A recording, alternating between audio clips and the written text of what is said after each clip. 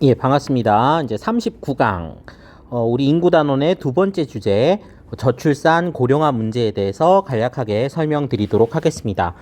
이 부분은 여러분들이 알고 있는 것도 많고, 사실 여러 매체에서 다루었기 때문에, 내용적으로 어려운 부분은 없을 거예요. 하지만 이 부분이 어렵고 쉽고와는 별개로 굉장히 중요한 사회 문제이자 미래 사회를 살아갈 여러분들에게 굉장히 당면한 문제가 될 겁니다. 그래서 이 저출산 고령화 관련된 탐구 보고서를 제출하는 친구들도 많이 있죠. 이 부분에 대해서 한국지리에서는 어떤 내용을 다루고 있는지 설명을 한번 들어보도록 합시다. 자, 저출산 현상에 대해서 말씀을 드려보겠습니다. 1960년 이후 추진된 출산 억제 정책, 이거 다른 여러 가지 용어들이 있었죠. 산아 제한 정책이란 말도 썼었고요. 그 다음에 우리나라 공식 용어로는 가족계획이라는 용어도 썼어요. 자, 이런 것의 영향으로 합계 출산율이 감소했습니다. 우리 합계 출산율 앞에서 배웠죠. 자, 여성 한 명이 평생 동안 낳을 수 있는 또는 낳은 아이의 수 뭐 이런 거였습니다. 2001년 이후 합계 출산율이 1.3명 미만인 초저출산 국가로 분류됐고, 자, 2022년 현재는 얼마였다고 그랬죠? 자, 2022년 현재는 0.78명이다. 그래서 세계 최하위의 국가입니다. 뭐 원인이 굉장히 많아요. 여러 학자들이 많은 원인을 이야기하는데 사실 뭐 교과서나 수능 특강에 있는 원인이 뭐 전부 다라고 말할 수 없을 정도로 대단히 많은 다양한 원인을 갖고 있습니다.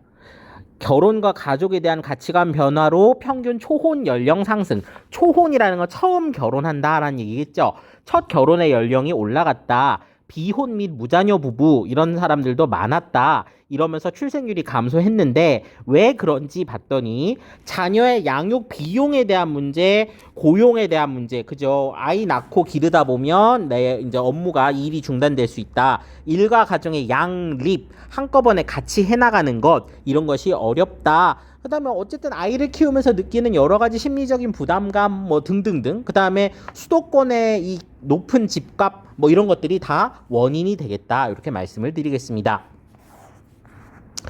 이게 오랜 시간 이어지면 미래의 생산 가능 인구와 총 인구가 감소됩니다. 총 인구 감소는 이미 시작됐고요. 생산 가능 인구도 감소할 거예요. 이를 통해 경제활동에 투입되는 노동력이 부족해지고 소비, 그쵸? 노년층은 아무래도 돈을 많이 안 써도 되거든요. 그 다음에 투자, 기업 활동도 좀 위축될 것이고 이에 따른 국가 경쟁력 약화를 유발한다. 자, 요런 말도 있고요. 요거를 조금 어려운 말로 잠재 성장률이라는 말도 씁니다. 자, 그러니까 우리나라가 현재 이러한 인구 구조를 갖고 있다면 경제 성장률이 어떻게 될까? 어디까지 경제를 성장시킬 수 있을까? 요걸 한번 알아보는 거예요. 잠재 성장률도 하락하게 되겠죠. 그래서 이러한 영향을 받게 된다. 충분히 잘 알고 있는 내용이라고 생각합니다. 자, 그래서 합계 출산율 떨어지는 거 보면 굉장히 무서운 속도고 출생아 수도 매우 감소폭이 가파르죠. 그래서 선생님이 정말 많은 학생들이 유아교육과에 진학하고 싶어요 라고 말했을 때 선뜻 그래 좋은 선택이야 가서 교육적인 그런 마음을 가지고 잘 해봐라 이렇게 말을 잘 못하겠어요. 정말 뜻이 있는 친구들은 노력하면 길이 열리겠지만 어쨌든 아이들 수 자체가 적어진다는 것은 이런 교육이나 이런 분야에 있어서 큰 악재가 아닐 수가 없죠. 그리고 우리나라의 미래 역량에서도 이 아이들이 줄어든다는 것이 참 큰 일입니다. 자, 두 번째는 저출산과 함께 짝으로 나오는 고령화 현상이죠. 2000년 고령화 사회, 2018년 고령 사회, 2025년 초고령 사회로 진입이 예정되어 있습니다. 자, 여기 보면 고령화 사회, 고령 사회, 초고령 사회라고 되어 있는데요. 여기 보면 이제 65세 이상의 인구 비율이 몇 퍼센트냐에 따라서 이걸 구분하거든요. 7에서 14% 미만은 고령화 사회, 14에서 20% 미만이면 고령 사회, 20% 이상이 전체 인구 20% 이상이 노년층으로 구성돼 있으면 초고령 사회로 구분한다 되어 있네요. 아, 그러면 우리는 내후년이면 65세 인구 비중이 65세 이상 인구 비중이 전체 5분의 1이 넘는구나. 예, 상당히 나이가 많아졌구나. 이런 걸 알 수가 있어요. 우리 지난번에 시간에 배운 인구 피라미드에서 봤을 때도 중위 연령이 계속 상승하고 있었죠. 예, 중위 연령이 꾸준히 상승 중이다. 그죠? 요런 표현들도 같이 알아두시면 되겠습니다. 예, 왜겠어요? 아이들이 적게 태어나서 유소년층 인구는 줄어드는데, 인구 비율이 점점 줄어드는데, 노년층은 뭐 의료라든지 위생이라든지 이런 것의 영향으로 점점 더 오래 살게 됩니다. 사망률은 감소하고 기대 수명이 늘어나지요. 그래서 예전 같으면 뭐 그 이제 환갑잔치, 뭐 회갑잔치 했던 분들 60을 맞이했다고, 또는 뭐 칠순잔치 이런 거 많이 했는데요. 점점 안 하는 추세로 바뀌고 있어요. 그 이유가 이러한 그 고령화 사회의 영향으로, 야, 이제 60살을 보고 이제 60까지 살았다고 축하한다고 잔치하는 거 좀 그래, 뭐 이런 분위기가 생겼기 때문이죠. 자, 이에 대한 영향이 있습니다. 자, 노년 부양비가 증가한다. 지난 시간에 배웠습니다. 그래서 이 청장년층들이 세금이라든지 복지 비용을 많이 부담할 수밖에 없는 이런 상황으로 점점 변해가고 있고, 연금, 의료, 복지 등 사회적 비용 증가에 따른 국가 그 재정이 부담돼요. 그러니까 국민연금이라든지, 그다음에 아무래도 노년층들이 더 이제 건강보험도 많이 이용할 것이고, 이들을 케어하기 위한 사회복지 비용도 많이 들어갈 거예요. 그래서 이런 부분에 있어서도 국가 재정에서 어려움이 있을 것이고, 또 노동력이 고령화됩니다. 전체적으로 일할 나이에 있는 사람들도 평균 나이가 올라가면서 노동력이 고령화되고, 또 이들이 은퇴함에 따라 노동력도 감소할 거예요. 그래서 국가 경제의 활력이 저하된다. 이런 얘기 잘 알고 있을 겁니다. 자, 인구 구성 비율 보시면요. 자, 65세 이상 비율이 얼마나 급격하게 늘고 있는지를 볼 수가 있습니다. 우리가 아까 초고령 사회의 기준이 20%였잖아요. 2025년이 되면 초고령 사회의 기준인 20%를 초과하여 이때부터 초고령 사회가 되고, 2065년이 되면 전체 인구의 거의 절반에 가까운 인원이 노인인 요런 나라로 이제 변모할 거다. 이렇게 얘기를 하면서 동시에 아이들의 비율은 급격하게 감소한다. 이런 부분들도 눈에 보이고 있습니다. 자, 그래서 과거 1965년부터 100년간의 이렇게 인구를 추정해서 해봤는데요. 이 인구라는 건 추정하기가 쉽습니다. 엄마, 아빠의 수, 그 다음에 평균 연령 이런 것만 보면 많이 계산할 수 있거든요. 그래서 요 인구 구성 비율 변화가 상당히 극적으로 나타나고 있다는 거, 매우 빠른 속도로, 세계에서 가장 빠른 속도로 변화하고 있는 나라가 우리나라입니다. 자, 이걸 노령화 지수라는 것으로 표현해 보았어요. 자, 0에서 14세 인구분의 65세 인구 곱하기 100. 우리 지난 시간에 배웠죠. 자, 이 노령화 지수를 보면 0에서 14세 인구에 비해서 65세 인구가 얼마나 많은가 하는 건데, 1965년에는 이게 굉장히 낮았다가, 자, 여기가 100이라는 건, 요 노령화 지수 100이라는 건, 노령화 지수 100이라는 건 유소년층 인구, 0에서 14세 인구죠. 유소년층 인구하고 65세 이상 인구가 같다는 거죠. 노인 인구가 같다. 요게 이제 노령화 지수 100이 의미하는 거고요. 200이라면 노년층이 2배 많음, 300이라면 3배 많음, 이렇게 되는 거잖아요. 그래서 이미 2025년에는 노령화 지수 200에 도달할 것이다 라고 예측되고 있습니다. 그러니까 이때 되면 노년 인구가 2배 많은 거죠.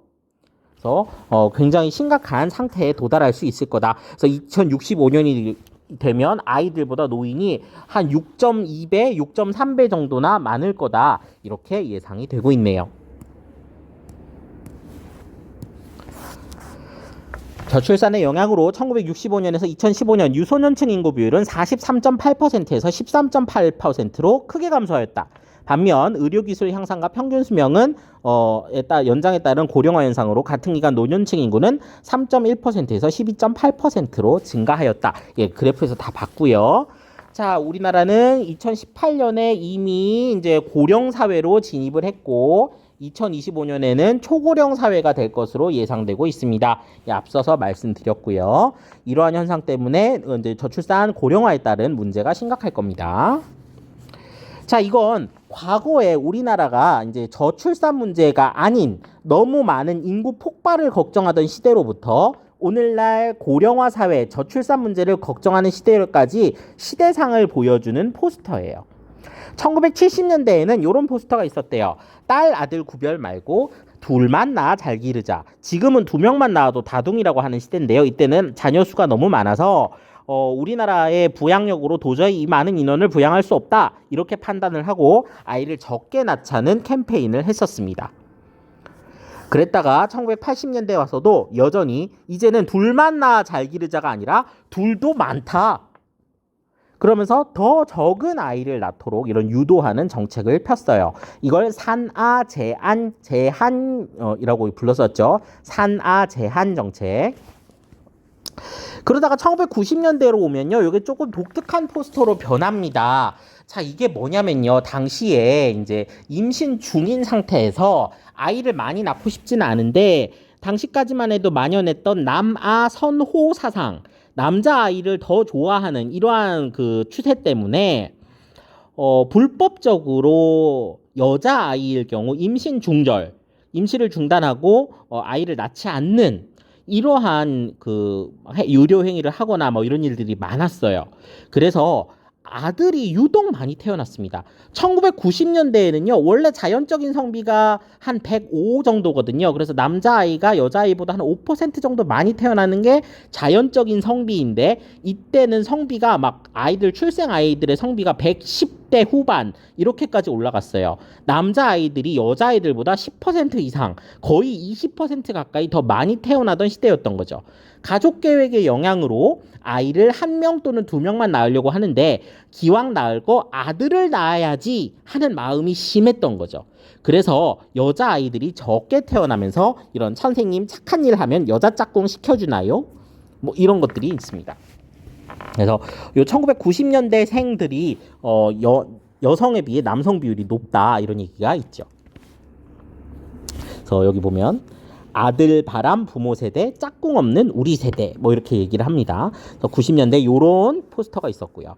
자, 2000년대부터는 이제 무슨 성별에 대한 얘기보다도 그냥 아이를 낳기만 해다오로 좀 바뀌었어요. 아빠 혼자는 싫어요. 저도 동생을 갖고 싶어요. 뭐 이런 얘기를 하면서 이제 이때부터 조금 다른 톤의 이야기가 나왔고 2010년대 이후에도 계속 이제 아이를 둘 셋은 낳아야 된다. 그래야 뭐 희망을 갖게 된다. 뭐 이런 포스터들이 이제 생겨나게 됐습니다. 그래서 시대별로 이렇게 포스터가 달라졌다는 거 한번 살펴봤어요. 저출산 고령화 현상에 대한 대책이 짠 하고 나오면 얼마나 좋겠습니까마는 여기 있는 많은 정책들 지원, 그 다음에 인식 변화 이런 것들이 물론 뒷받침되어야 하고 그럼에도 불구하고 문제가 순식간에 해결되기를 바라는 것은 어렵습니다. 하지만 여기에 나와 있는 여러분들이 이미 수많은 시간에서 보아왔던 저출산 대책 정도는 알아두시는 게 좋겠어요. 여성에게 어떤 독박 육아 뭐 이런 말 많이 하잖아요. 아이를 키우는 것을 정가시키는 문화, 집안일 정가시키는 문화, 그 다음에 뭐 사회적 성취에 있어서 차별하는 문화 이런 것들 없어져야 되고 일과 가정이 양립할 수 있도록 도와줘야 된다. 그 다음에 가족 친화적 아이 키우는 집에 대한 배려나 여러 가지 제도적인 거 이런 것들 만들어줘야 된다. 임신과 양육에 대한 재정적 지원, 돈도 줘야 되고 출산휴가, 육아휴직, 그죠? 아이 낳고 기르는 동안에 부모가 충분히 휴직을 하면서 아이를 돌볼 수 있어야 한다. 뭐 등등등등 굉장히 많은 대책들이 필요하고 사실 우리나라 정부가 이걸 안 하고 있는 게 아니에요. 하지만 이것만으로도 모자랐거나 아니면 더 많은 대책이 필요한지 모를 일입니다.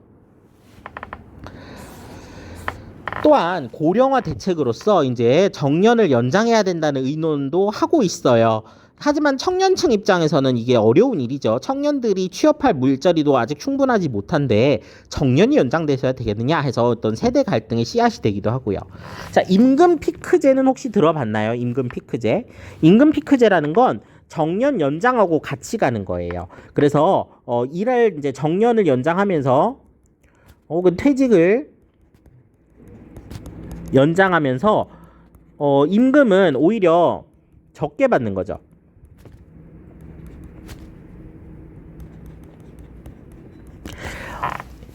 피크라는 말은 산꼭대기란 뜻이거든요. 그래서 임금이 이렇게 올라갑니다. 젊었을 때부터 올라가다가 여기부터는 임금 피크제를 할 거야. 이제 나이가 더 들었으니까 이제 고용은 유지하되 이제 월급은 점점 줄어들게 해줄 거예요. 이렇게 가는 걸 임금 피크제라고 합니다. 그래서 나이에 따라서 이제 이렇게 왔을 때 이제 나이를 들어감에 따라서 임금이 이렇게 달라지는 거죠. 그래서 이런 식으로 이제 진행시키는 걸 임금 피크제다 이렇게 얘기를 합니다. 그리고 뭐 재교육 뭐 이런 것도 필요하고 공적연금 그저 노후를 준비하기 위한 공적연금도 필요하고요. 개인연금도 들어서 준비를 해야 되고요. 또 노인을 위한 병원, 요양원, 실버 산업 이런 것들도 대책으로서 논의할 수 있을 겁니다. 실버 산업이 왜 실버 산업인지는 우리 알고 있죠. 우리 백발 노인의 머리가 실버색이다. 그래서 실버색의 머리를 갖고 있는 사람들을 위한 산업 뭐 이렇게 이야기를 하는 거죠. 자, 그리고 이제 재작년 발표되었던 저출산 고령사회 기본계획 이런 게 있습니다. 요거 그림은 한번 같이 읽어봐야 될 것 같아요. 그래서 개인의 삶의 질을 올려주고 성평등해야 되고 그 다음에 인구 변화를 대응하기 위한 사회 혁신을 해야 된다. 그래서 다양한 것들을 해야 된다라고 돼 있고 가나 다번에 이제 우리 수능 특강에서 중요시 다루고 있는 주제들이 나와 있네요. 자, 이 주제들 밑에 글 보면서 함께 살펴보겠습니다. 가번 아동 기본권의 보편적 보장. 아이들이 행복해야 아이들 더 많이 낳지 않겠냐? 이것을 실현하기 위해서는 영아수당, 아이를 낳으면 돈을 지급한다든지 아동수당, 아이를 키울 때 돈을 지급한다든지 가구별 아동지원 강화, 다자녀 가구 주거지원 확대 등 아동 가구 소득 보장 및 생활 지원을 강화해야 된다. 아이가 충분한 기본권을 누리면서 자랄 수 있도록 해야 된다. 그 다음에 나번에 소득 공백 없는 노후 생활. 자, 가번이 저출산에 대한 문제였다면 나번은 고령화에 대한 이야기네요. 이것을 실현하기 위해서는 기초연금, 노인이라면 그죠? 노년층이라면 누구나 받는 이 기초연금 지급 대상을 확대하고 일자리도 확충할 필요가 있다. 그다음에 퇴직연금 제도 같은 것들을 만들어서 안정적 노후 소득을 보장할 수 있도록 해야 한다. 이런 말을 하고 있네요. 마지막으로 고령 친화적 주거 환경 조성. 우리 친구들 중에도 건축 인테리어 전공하려는 친구들이 있었어요. 요때 보면 이제 고령자 맞춤형 공공주택 이동에 굉장히 어려움을 겪으시는 분들이 많아요. 작은 계단턱 하나도 힘들어하시는 분들이 있기 때문에 이분들을 위한 고령 친화적 주택 공급, 노인 보호 구역 확대, 보행 환경 개선 뭐 이런 등 고령자의 교통복지 기반도 구축해야 된다. 이런 표현들이 나와 있습니다. 수업이 길진 않았지만요. 굉장히 중요한 이슈고 여러분들이 항상 고려해야 할 그러한 사항일 겁니다. 이 저출산 고령화에 대한 내용 설명드렸고요. 우리 다음 시간에는 다문화 사회에 대한 이야기 이어가도록 하겠습니다. 여기까지 하겠습니다.